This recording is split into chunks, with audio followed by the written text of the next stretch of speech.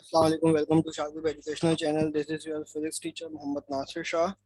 Okay student, आज जो हम एमसीक्यूज डिस्कस करने जा रहे हैं वो वेव्स एंड साउंड चैप्टर के हैं, जिस तरह हमने लास्ट चैप्टर के एमसीक्यूज डिस्कस किए हैं। Okay, we have first MCQ related to this chapter. You can see that on your screen. The sound wave produced by a vibratory body in air are, we have four options right now. Option A longitudinal, option B transverse, option C electromagnetic और option D magnetic। अच्छा देखें, जब sound waves की हम बात करते हैं कि जब साउंड वेव्स प्रोड्यूस हो रही है किसी भी वाइब्रेटिंग बॉडी के जरिए और उसका मीडियम क्या है, एयर है। सही है। It depend on given condition के what we have the medium on that time. सही है। तो आप देखें, तो ये बेसिकली क्या कहलाती हैं, साउंड वेव लॉन्गिट्यूडनल वेव्स कहलाती हैं। The correct option is longitudinal waves.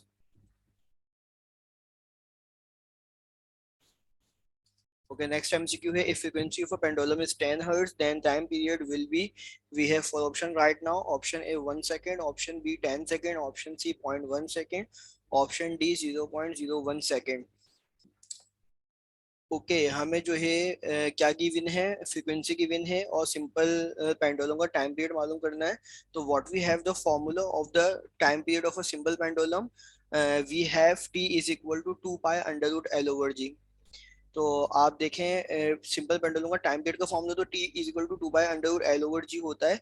और अगर मैं बात करूं कि what we have the formula of the frequency, तो आप देखें, आपको डेफिनेशन पता है कि the reciprocal of the time period it is said to be frequency. और बिल्कुल इसका वाइस वर्सा होता है, अपोजिट होता है कि the reciprocal of the frequency it is said to be time period. तो फाइनली हमारे पास फॉर्मूला बनेगा T is equal to 1/f, और वन अपनी जगह पर मौजूद रहेगा। डिनोमिनेटर में फ्रीक्वेंसी की वैल्यू पुट करेंगे which is equal to 10 hertz, और one divided by 10 by using calculator you can solve this formula by using calculator। 1/10, final answer is going to be 0.1 second। So the correct option is option C, 0.1 second।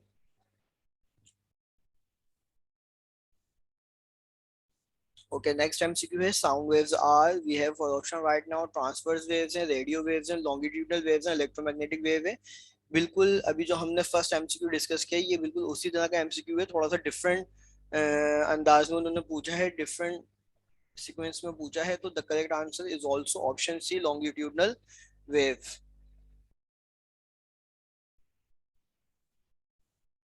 Okay, next MCQ है, the speed of sound of normal temperature pressure is, we have four option right now. Option A 336 metre per second, option B 340 metre per second, option C 342 metre per second, option D 350 metre per second. तो the correct option is option A 336 metre per second. The time period of a second pendulum is, we have four option right now again, option A 1 second, option B 2 second, option three, option C 3 second और option D 4 second. तो again what we have the formula of the time period of a simple pendulum. और यहाँ बात करिए second pendulum की, तो understood है second pendulum, वैसे तो formula T is equal to 2 by under root L over G है, लेकिन हमें नीड नहीं है इसको कैलकुलेट करने की। अंडरस्टूड है सेकंड पेंडुलम है, तो इसका टाइम पीरियड जो है वो हमेशा 2 सेकंड के बराबर रहेगा। तो the correct option is 2 second. Next MCQ है, sound waves can not travel through, we have, जिससे कि आपको पता है कि लाइट को जो है वो मीडियम की जरूरत नहीं है। सही है। लाइट इसलिए सन रेज जो है वो हम तक पहुंच पाती हैं क्योंकि बीच में स्पेस होने के बावजूद, क्योंकि बीच में स्पेस है, कोई मीडियम नहीं है। लेकिन अगर मैं साउंड की बात करूँ तो साउंड को जो है वो मीडियम की नीड होती है। सूरज के अंदर डिफरेंट एक्सप्लोजन हो रहे हैं, फ्यूजन रिएक्शन भी है, फ्यूजन रिएक्शन भी है, लेकिन देखिए उसका साउंड आप तक नहीं पहुंच पाता। सही है। तो इस मेन वजह क्या है कि बीच में स्पेस है, मीडियम नहीं, जिसकी वजह से साउंड आप तक जो है वो नहीं पहुंच पा रहा, आप उसकी आवाज को नहीं सुन पाते। तो sound waves can not travel through, sound का, साउंड को मीडियम रिक्वायर्ड है, तो वाटर भी मीडियम है, सॉलिड भी मीडियम है। सही है। तो कहाँ ट्रैवल नहीं कर सकता, वैक्यूम में ट्रैवल नहीं कर सकता। a form of disturbance which travel through a medium due to periodic motion of particle medium about their mean position is called. We have four options right now again. Option A time period, option B resonance, option C frequency और option D wave motion. आप देखें कि आपने इसके different जगह पर जो है वो इसको प्रैक्टिकल लाइफ में भी देखा है कि अगर पानी की सरफेस के ऊपर आप जो है वो बाय यूजिंग हैंड उसकी सरफेस उसकी सरफेस पे जो पार्टिकल मौजूद होता है उसको अगर आप डिस्टर्ब करते हैं तो वो वेव जनरेट कर देता है. सही, तो यहाँ यही कह रहे हैं कि अगर हम disturbance which travel to a medium due to periodic motion, तो वहाँ कंडीशन क्या होगी according to mean position wave motion की कंडीशन आएगी. सही है, the correct option is option D wave motion. Okay, if the length of the pendulum become 4 times, its time period will become dash times. We have four option. Option A twice, option B 3 times, option C 8 times, option D 4 times. तो इसका भी हम जो है वो easily MCQ का correct option mark कर सकते हैं. अगर मैं आपसे पूछूं कि what is the formula of the time period of a simple pendulum, तो आप बड़ा इजीली इसका आंसर दे सकते हैं कि sir T is equal to 2 pi under root L over G. अभी क्या है, अगर लेंथ हम क्या कर दें ट्वाइस कर दें, लेंथ को अगर हम 4 कर दें 4 टाइम्स कर दें, तो आप देखें लेंथ के ऊपर फॉर्मूले के अंदर अंडर रूट मौजूद है. अगर मैं लेंथ की जगह 4 रख दूं तो 4 का रूट क्या होता है, क्योंकि 4 2 का परफेक्ट स्क्वायर है, तो 4 का रूट आप कहेंगे सर 2 आएगा. तो ये क्या हो जाएगा, आप देखें गिवन ऑप्शन के अंदर 2 कहीं मौजूद है तो आप कहेंगे बिल्कुल मौजूद है. ट्वाइस की फॉर्म में the correct option is option A twice. Okay, next MCQ है in transverse waves the distance between two consecutive curves or between two consecutive curves it is said to be. और इसका answer आपने अभी से ही जहन में सोच लिया होगा, बिल्कुल सही सोच लिया होगा. बड़ी मशहूर डेफिनेशन है, जब भी वेव मोशन का चैप्टर पढ़ते हैं तो बच्चों को ये वाली डेफिनेशन तो लाजमी याद होती है कि the distance between two consecutive curves and trough it is said to be wavelength.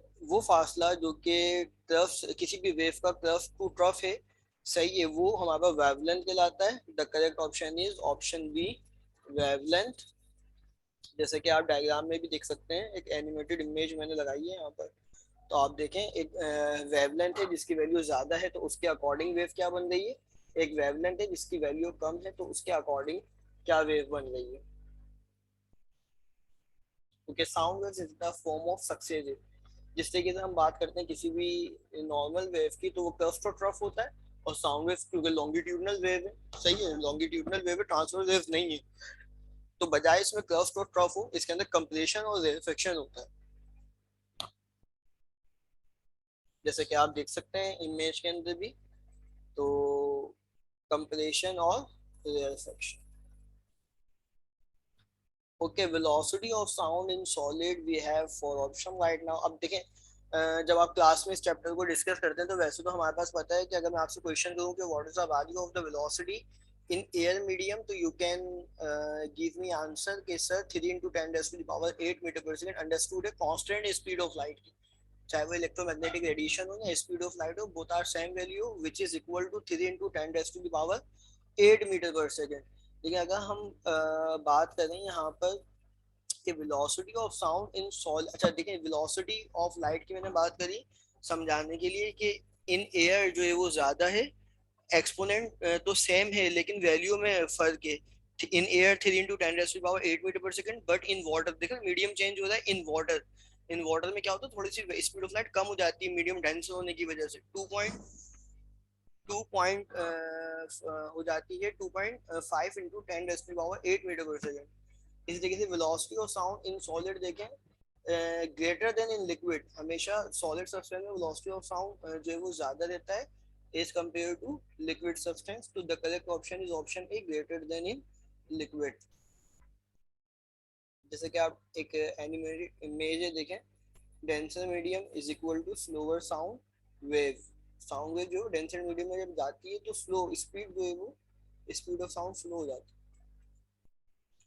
Student उम्मीद करता हूँ कि मैं आपको इस एमसीक्यू को समझाने में कामयाब हो गया हूँगा और ये आपके लिए बेनिफिशियल रहेगा. शाहरुख एजुकेशनल चैनल को सब्सक्राइब भी करें, लाइक भी करें और शेयर भी करें अपने फ्रेंड्स के साथ. और इंशाल्लाह नेक्स्ट लेक्चर के साथ आपके साथ न्यू वीडियो के साथ दोबारा हाजिर होंगे. अल्लाह हाफिज़.